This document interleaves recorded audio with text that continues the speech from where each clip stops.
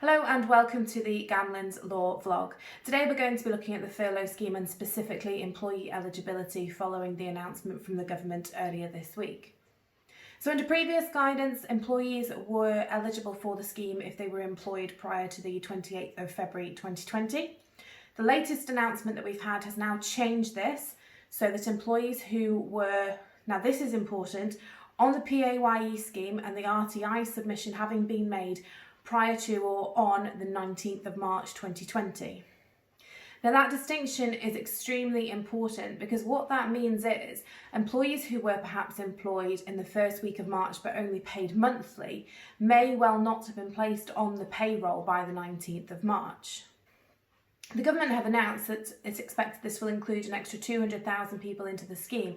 However, the feedback that we're seeing across the business sector is that actually this is going to exclude a significant portion of monthly paid employees who may well have been employed either at the back end of February or beginning of March, but simply weren't placed on payroll through no fault of their own until the end of March, excluding them from the scheme. However, that is the current guidance, and from what we're seeing, this is going to exclude a significant number of employees from that scheme.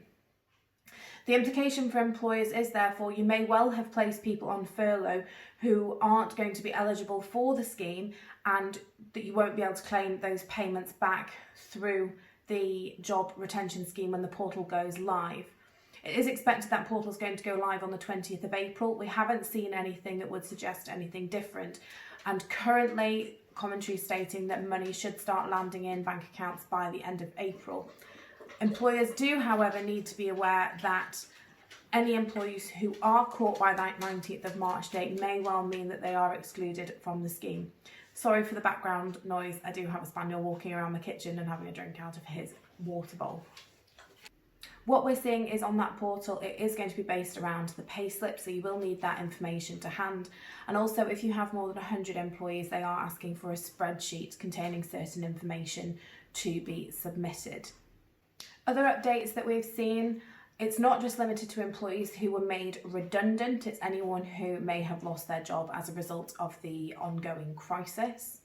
Directors who've been furloughed are only able to undertake work to fulfil a statutory duty. So that could be filing accounts, that sort of work. So that's provided a bit of clarification in respect of directors.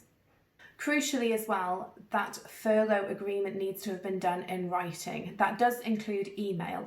Now, for all my business clients, we've been providing them with an agreement that we put together for their employees either to sign or indicate email agreement. However, if your employee has not agreed in writing to be placed on furlough, they may well fall outside of the scheme. So it's really important that you get that paperwork in order. And if you have got the email agreements, ensure that they're all filed away in case you needed to produce them at any point. Salary payments. Now, under the scheme, anything that isn't classed as a regular salary or wage will be disregarded. So if you have performance-related pay, commissions, tips, those sorts of payments are not going to be covered by the scheme.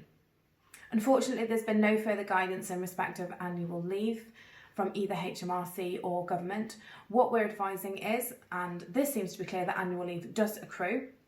In respect to bank holidays, we are advising employers to pay 100% for the bank holidays where an employee would normally not work the bank holiday.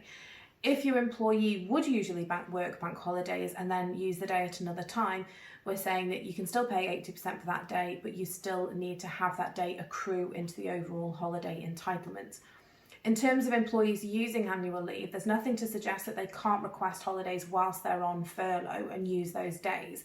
What isn't clear is whether an employer can enforce annual leave whilst someone is off on furlough. What we're still suggesting, to be on the safe side, is you give that appropriate notice that you want someone to take annual leave. So if you want them to take a week, you need to give 2 weeks notice. You call them back from furlough, provided they have been on for at least 3 weeks, and the annual leave then can tie in when they're off furlough and it's technically working time. Once the annual leave that you have specified has been used, you can place them back onto furlough. Now, that's one potential way of managing the accruing annual leave liability that your business might be starting to build up. However, that is still only a suggestion from us at the moment. We haven't seen anything to state that that is possible. In principle, however, given an employee can't be deemed to be using annual leave when they're unable to take it, for example, when they are sick, we think the same principles are applying to furlough. Therefore, if you call someone off furlough and it's technically working time, then we don't see a reason why annual leave can't be used during that period. It is complicated, so if you have any queries, please don't hesitate to get in touch. My contact details are elissa.thursfield@gamlins.co.uk, and we're here to help anybody in need at this time, regardless of your financial resources or ability to pay for advice if your business is or has been affected by the coronavirus.